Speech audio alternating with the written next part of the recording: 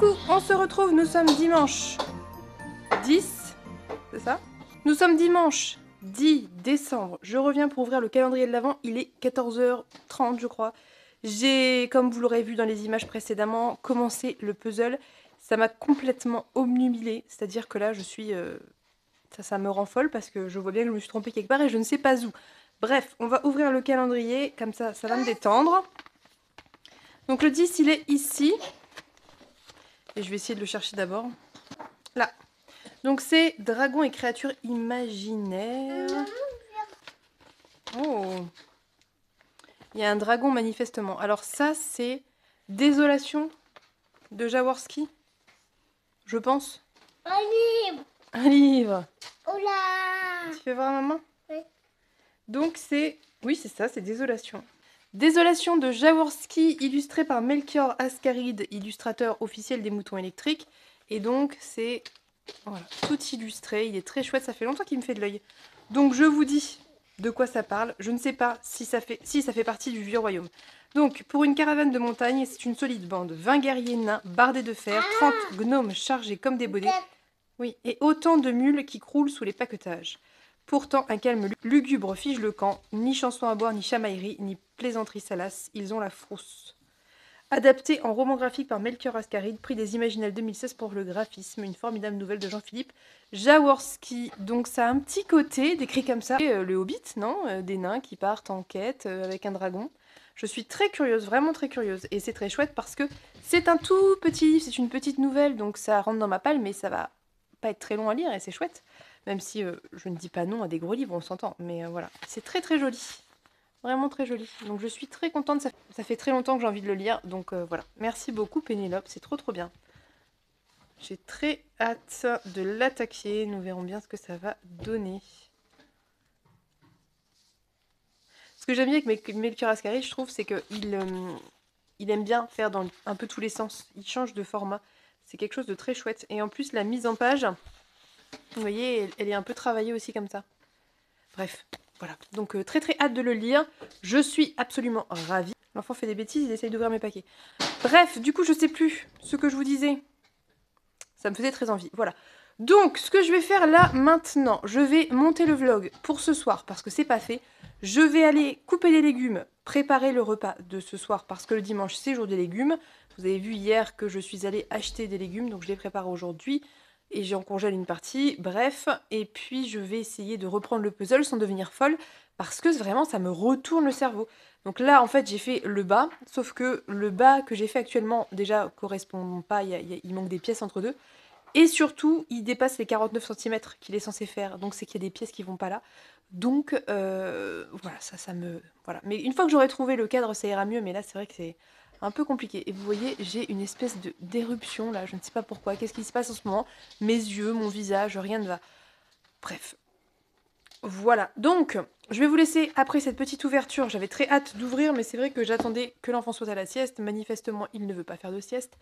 Donc, voilà. Donc, j'ai laissé tomber l'idée. Et puis, j'ai commencé le puzzle. Et puis, une chose en entraînant une autre, il est 14h30. Je vous laisse, on se dit à plus tard.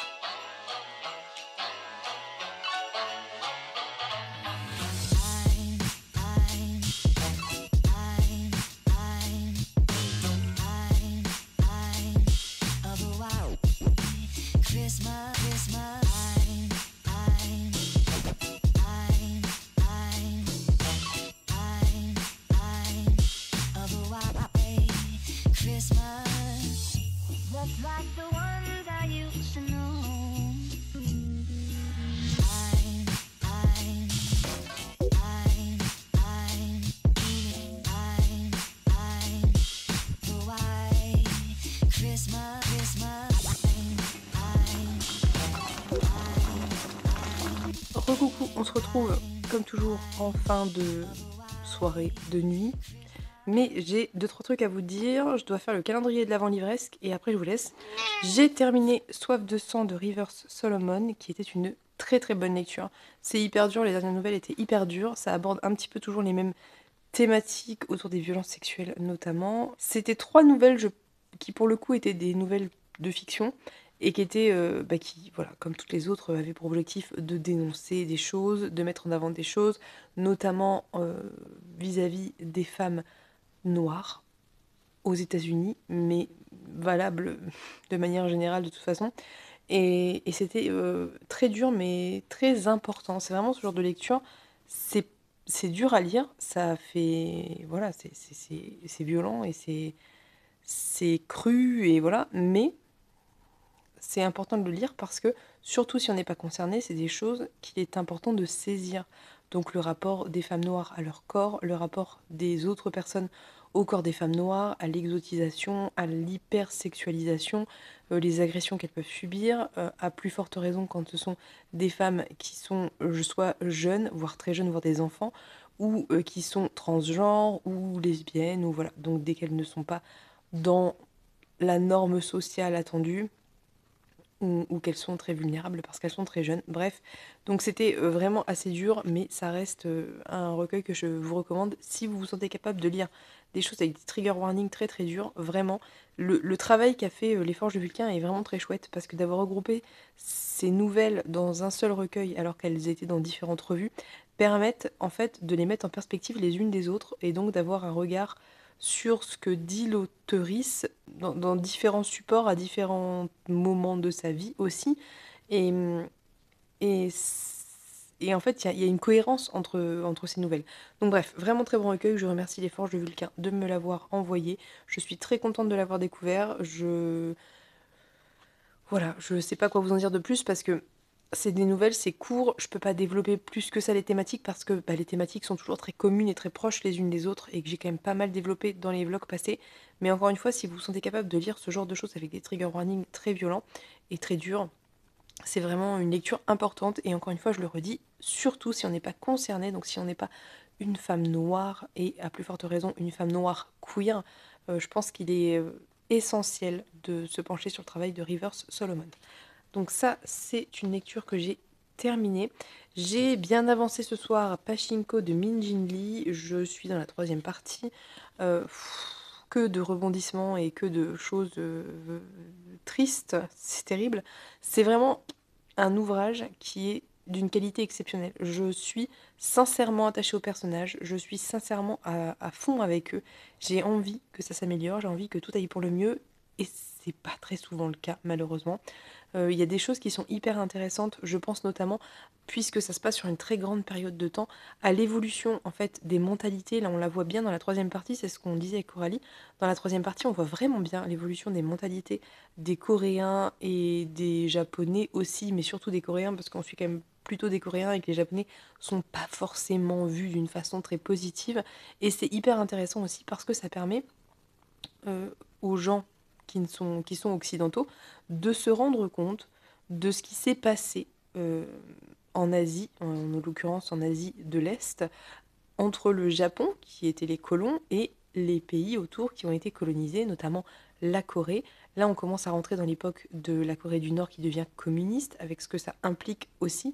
Et c'est hyper intéressant parce que c'est des choses qu'on connaît pas forcément. Enfin, je veux dire, on a eu des échos, il y a des choses qu'on sait un petit peu, mais créer ce lien entre les choses et voir concrètement cette histoire qui est une fiction et en même temps qui n'en est peut-être pas une complètement, parce que je pense que c'est l'histoire de plein de gens, ça permet de se rendre compte de choses qu'on ne sait pas très bien en Occident.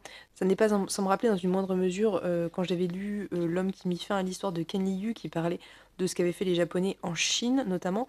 Et c'est important, je pense, de replacer ça de façon plus juste, plus correcte et de le savoir et de s'en rendre compte. Donc vraiment les Coréens, ça n'a pas été facile hein, concrètement pour eux parce qu'ils ont été colonisés, parce qu'ils ont été exploités, parce qu'ils ont été maltraités, parce qu'ils ont été rejetés, parce qu'ils n'avaient pas de droits, très peu d'existence, parce qu'il y avait beaucoup de xénophobie vis-à-vis d'eux. Et c'est dur quoi, c'est passionnant mais ça reste dur. Et surtout quand on s'attache aux personnages et qu'on les voit vivre des choses qui sont injustes, tellement injustes. Après, comme je vous disais, c'est hyper intéressant l'évolution des mentalités et l'évolution des personnages aussi, parce que même des personnages avec lesquels on peut ne pas être d'accord pendant une grande partie du roman peuvent avoir des moments où on est d'accord avec eux en fait. Et c'est en ça que je trouve que c'est un roman qui est très vrai, c'est que typiquement il y a le beau-frère de Sunja qui s'appelle Yoseb, je suis pas d'accord avec lui à plein de moments, je l'ai déjà évoqué, donc dans ses choix, dans sa fierté, dans son honneur, et cetera. Mais là, dans un des passages que je viens de dire, il dit des choses qui sont très justes et qui sont vraies et qui montrent déjà d'une part que lui a évolué en tant qu'individu, mais aussi que bah, personne n'est complètement tout gentil, tout méchant. On peut pas être. Enfin voilà, il y a quand même un minimum de modulation dans les pensées d'un individu, dans sa manière de voir les choses, d'évoluer, et que et voilà, bref, c'est hyper bien fait. C'est triste parce qu'on a envie que tout se passe bien pour Sunja, pour sa famille, parce que ben, elle et sa belle-sœur donnent tout ce qu'elles peuvent, vraiment très très fort, pour que tout le monde s'en sorte, pour que tout le monde soit heureux. Et en fait, c'est toujours elle qui paie les pots cassés euh, de ce qui arrive aux hommes. Et c'est assez flagrant ici à quel point le dicton qu'elle répète sans arrêt, les femmes sont faites pour souffrir, est vrai en fait. Et c'est terrible parce que elles passent leur temps à se plier en quatre, à faire tout ce qu'elles peuvent vraiment de toute leur force et c'est assez impressionnant la force et la résilience de ces femmes et à quel point eh ben, tout est toujours leur faute et quand ça se passe pas bien, c'est toujours elles qui se retrouvent à devoir gérer, à devoir payer et ouais, franchement, c'est vraiment passionnant. C'est vraiment. J'ai pas envie de terminer en fait. J'ai envie de rester avec Sunja. J'ai envie. J'espère que ça va bien se terminer. J'espère que il va y avoir quand même quelque chose de plus positif sur cette fin. Après, même si la vie de Sunja est quand même assez difficile, il y a aussi plein de chouettes moments dans sa vie. C'est pas que des malheurs, mais c'est quand même une vie qui est très difficile et une vie qui est remplie de moments de misère et de solitude et en plus, on est sur des personnages qui sont pas forcément des personnages qui vont beaucoup communiquer, beaucoup exprimer leurs émotions, et surtout les femmes, et qui vont beaucoup prendre sur elles et prendre la peine des hommes sur elles et le poids de ce qu'ils représentent sur elles. Et c'est terrible, quoi. Vraiment, si vous voulez un exemple parfait de femme forte, mais banale, de résilience, là, on a pour moi l'excellent exemple et vraiment c'est assez fort et assez incroyable. Donc je pense que ça va être très bientôt terminé. J'adore cette lecture. Vraiment, je suis extrêmement touchée par les personnages, par leur sincérité, leur vérité et, et ce qui leur arrive en fait. C'est hyper touchant. Donc bref, on en reparlera plus tard. Je pense que ça va pas trop tarder à être terminé vu qu'on est à 75%. C'est Coralie qui m'a précisé ça. On est à 75%. Bref, par contre, j'ai aussi bien avancé Sirène debout, je suis quasiment à la moitié. Dans 15 pages, je serai à la moitié et c'est toujours aussi passionnant. J'ai balayé plein de personnages de l'histoire, de la mythologie grecque, non, de la mythologie plutôt latine ici, puisque c'est Ovide. Et c'est toujours aussi bien fait, bien pensé, avec des liens entre les nouvelles. On évoque parfois certaines femmes dont on va reparler et avoir leur propre histoire plus loin. Et c'est hyper intelligent, c'est hyper bien fait. Chaque nouvelle met en avant quelque chose en fait. Je pense à la nouvelle je suis en train de chercher en même temps de Scylla, je crois, qui met en avant l'injustice de ce qu'elle vit alors qu'elle a rien demandé en fait. Scylla, c'est la nymphe qui a été transformée en monstre par Circé. Donc là, on a un point de vue différent de celui par exemple qu'on avait chez Madeleine Miller, même si au final, ça revient un petit peu à la même chose, c'est-à-dire une femme jalouse qui veut se débarrasser de sa rivale. On a aussi au début de Scylla Galatée et Polyphème qui la harcèlent et c'est sous forme d'échanges mail. Et ça a ce côté très moderne qui fait que ça passe très bien.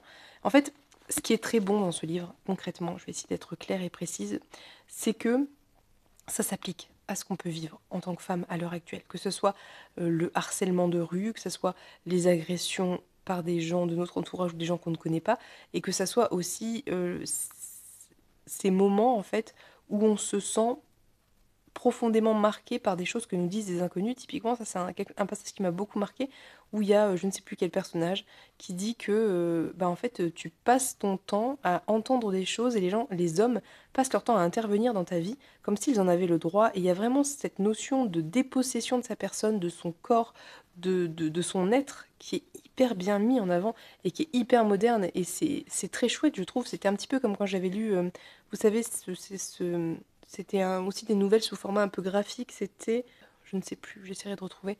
Bref, c'est que c'est vu avec un regard moderne, c'est adapté pour être transposable à notre époque et ça montre à quel point le patriarcat et le sexisme existent depuis des milliers d'années et on le subit depuis des milliers d'années.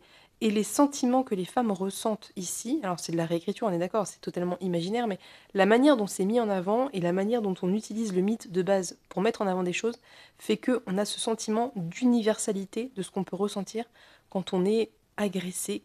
Et c'est hyper bien fait, c'est vraiment très intelligent. C'est vraiment très intelligent. Sincèrement, c'est vraiment une très bonne lecture. Ça se lit tout seul, vraiment, ça se lit tout seul. Et, et c'est passionnant. Voilà. Ça va aborder tous les trigger warnings possibles et imaginables, encore une fois. Et on est plus dans le ressenti des personnages féminins que dans les actes à proprement parler, même s'il y a des scènes parfois un petit peu décrites. Mais ça reste le ressenti de ces femmes par rapport à ce qui se passe, plus qu'une description extérieure et froide. Je sais pas si vous voyez ce que je veux dire.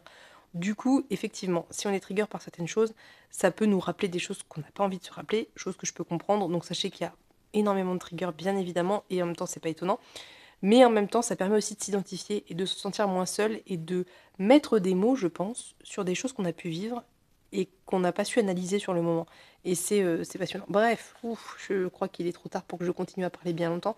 Je vais terminer ça demain, je l'espère, parce que vu comment ça se lit trop bien, ça devrait le faire. Je croise les doigts pour réussir à le lire demain. Voilà pour mes lectures. Je pense que je n'ai pas trop mal avancé, j'en suis pas trop mal sortie aujourd'hui. J'aurais pu plus lire, mais j'ai fait encore ma petite greenhouse en écoutant Pachinko et c'était très chouette. Bref, je vais faire le calendrier de l'Avent et je vais vous laisser parce que je suis fatiguée. Donc aujourd'hui, c'était une recommandation. Si tu as aimé ce livre, tu aimeras. Et j'en ai proposé une sur Instagram. Je vous laisserai aller voir si ça vous intéresse. Je pense qu'elle y sera encore à ce moment où la vidéo sortira. Mais sinon, autre chose que j'ai pensé et qui m'est venue à l'esprit, c'est si vous avez aimé Palace de Marine Carteron, vous allez aimer, je pense, Les Invaincus de Nathalie Haynes et Pénélope Renditac de Claire North. Pour moi, ces 3 livres sont différentes facettes avec différentes manières d'aborder les choses d'une même histoire et c'est absolument génial. Dans Palace, on va être plus dans les origines.